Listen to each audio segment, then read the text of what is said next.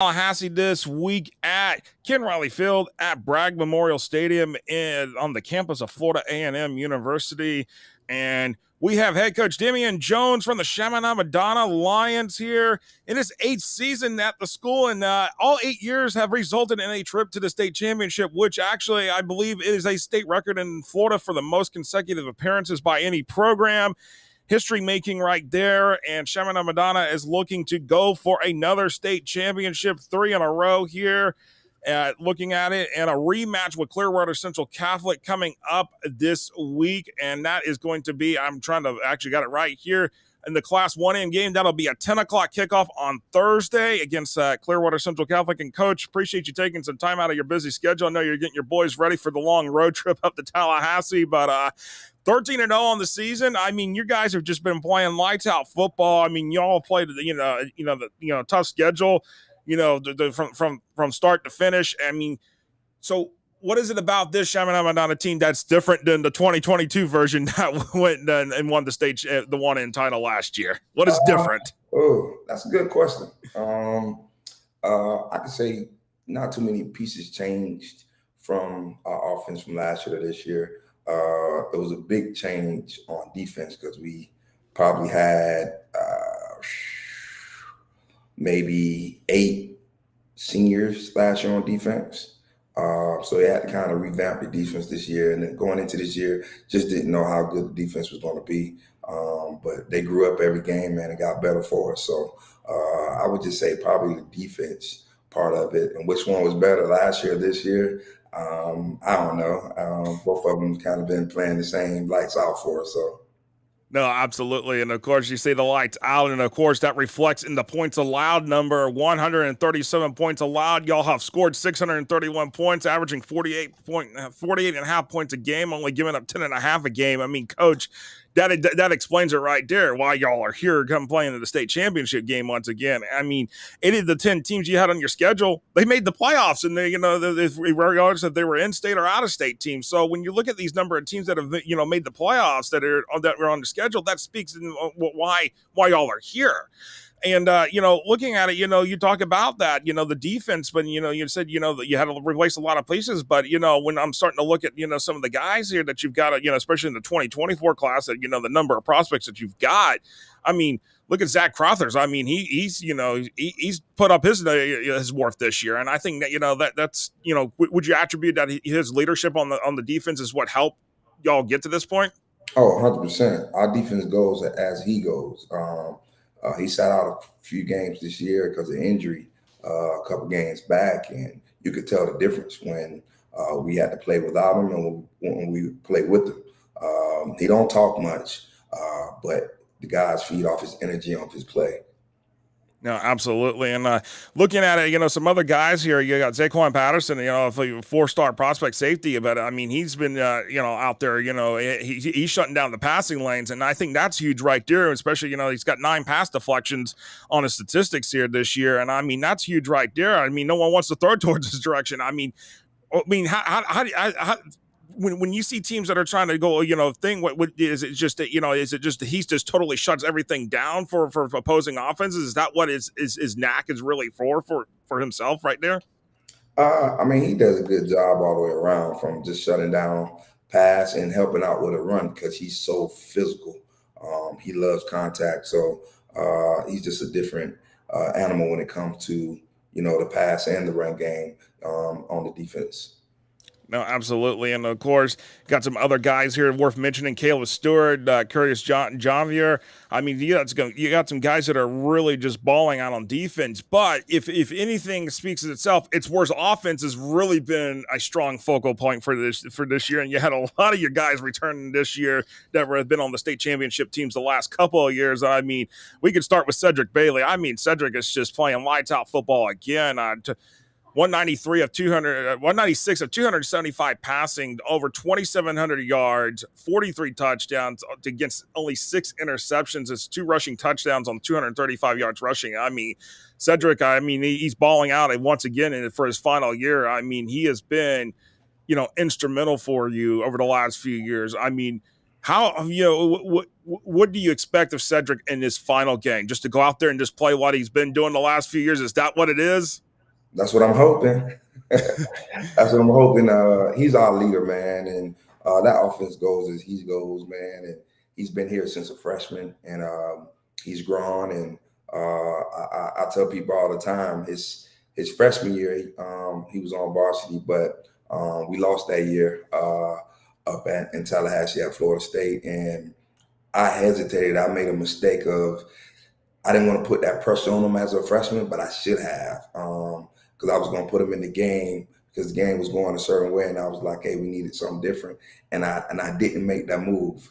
And knowing what I know now, I would have put him in as a freshman because he's a winner, and he's not, phased by any moment, man. Like no matter how tight it gets or whatever, he's that guy. Like, hey, coach, let's go, come on, and he's another coach on the field, and that's big for us, and it's been part of our success the last couple of years because of him. No, absolutely. And of course, if anything, Cedric's got his favorite targets, especially two of them, Jeremiah Smith and Josiah Trader. I mean, these two guys have been ball hawks when it comes to in the passing game, especially Jeremiah Smith. He's no. This is what's fun about this for y'all with the Lions. For y'all, you have the number one prospect nationally, the number one prospect by position, the number one prospect in the state of Florida, according to 247 Sports, committed to Ohio State, 77 catches for 1,206 yards and 18 touchdowns. I mean, Jeremiah has just been, when Cedric finds him, it's down the field and scoring. It seems like, and what makes Jeremiah special this year as the leading receiver for Chaminade-Madonna? That's a tough and easy question. What makes him special is him, his work ethic, and he's a generational talent. I don't know if I hope I do, but I don't know. I hope I get another kid in the next couple of years like him. But he's a generational talent, and he's good because he wants to be good. What I tell kids all the time, because everybody see, the glitz and the glamour of him being this and that. But listen, you talk about a kid that doesn't ask for the ball and his status, it may be one of them situations where, he could be that guy that's trying to chase stats or just wants to be greedy or it's not him. He don't ask for the ball. But he works his tail off. I've never seen a kid not want to miss practice, injury or no injury. Be like, hey, Jeremiah, your hip is bothering you right now, or whatever. Let's give some time to rest. No, he's not that kid. Like, nah, coach, I'm practicing. Limping and all that. I hadn't seen that in a long period of time, man. He's different. He's different. He's a workaholic. So, you get generational talent kids that are just naturally talented and gifted. He's gifted, but when you put hard work behind that gift, oh man, you see amazing things, and that's Jeremiah Smith. No, absolutely. And because you got Josiah Trader as well, also 45 catches, 696 yards, 12 touchdowns. So if Cedric's not finding Jeremiah, he's finding Josiah out there in the passing game, and that's a reason the Chaminade-Madonna has scored 631 total points this year so far. And of course, you got Dameon Gazu. We don't want to forget about him. I know he's been a quiet but a solid workhorse for you as well. 900, almost 1,000 yards rushing this year, 13 touchdowns. Maybe not as big of numbers as we've seen the last couple of years from Dameon, but he's still an effective workhorse, and that's what you need from him. And you're going to need that, especially with going up against Clearwater Central Catholic, who, again, it's a rematch from last year's state championship game. Absolutely. But with those numbers with Dameon, he sat out 3 games, injury.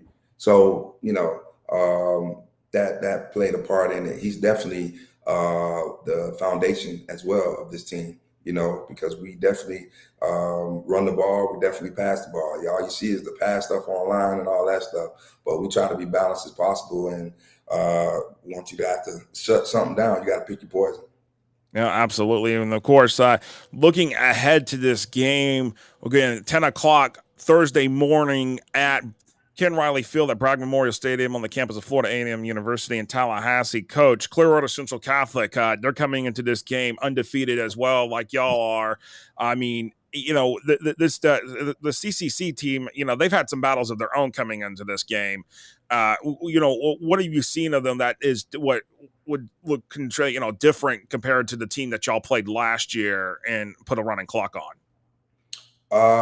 I mean, I feel like we've gotten better. I feel like they've gotten better. Chris Harvey does a wonderful job with that program. Been playing him the last few years. They have grown, man. So I do see improvements, and it's going to be a great game. No, absolutely. And of course, that'll be a huge game right there. Of course, that'll kick off everything on the state championships for the 3 days on December 7th, 8th, and 9th in Tallahassee, again at Florida A&M University, Bragg Memorial Stadium. And Coach, I know it's a long distance, but for the state championships to be on a campus of a historically black college or university, HBCU, how do you feel about that? What is your reflection on that? For them going to a campus like that and be on a college campus for the first time in a long time. Oh, I mean, that part of it is great, man. It's a great location when it comes to that part of it. But you're right, the travel part, I'm not a fan of. I just don't think it's, I'm going to voice my opinion because. Go ahead. You have that platform right here. I don't feel like it's fair, that the South Florida teams have to travel so far. And the years they used to be in Orlando, I think that's a middle point for the North teams and the Southern teams. So I just don't think it's fair. It's costly on the teams from South Florida, but at this time, I don't think anybody cares. Nobody's complaining about it, I guess. So it is what it is. But, that's a nice drive for teams from down south have to, travel. It's a little unfortunate, and that also plays in the part with your fan base traveling, because it's so far. The Orlando days, I mean, it was much better attended just because I just felt like it was in the middle of the state. But hey, that's just my opinion. Yeah, absolutely. But here we are, Chaminade-Madonna headed to the state championship game for the 8th consecutive year, and looking for number 3 in a row here. And looking at it, I was like, I think I had it actually written down right here on my notes here, real quick here. Actually, yeah, I mean, looking for your 6th state championship over since you became the head coach at Chaminade-Madonna in 2016, and that'll be pretty impressive there if you get that on Thursday. And Coach, I wish y'all the best of luck, and we'll see you in Tallahassee on Thursday. Appreciate it. Thanks for having me, Josh. All right, that was head coach Dameon Jones from Chaminade-Madonna. Joining us here on FortHSFootball.com. Stay tuned to FortHSFootball.com for more state championship content as we come to you from the state championships in Tallahassee Thursday, Friday, and Saturday.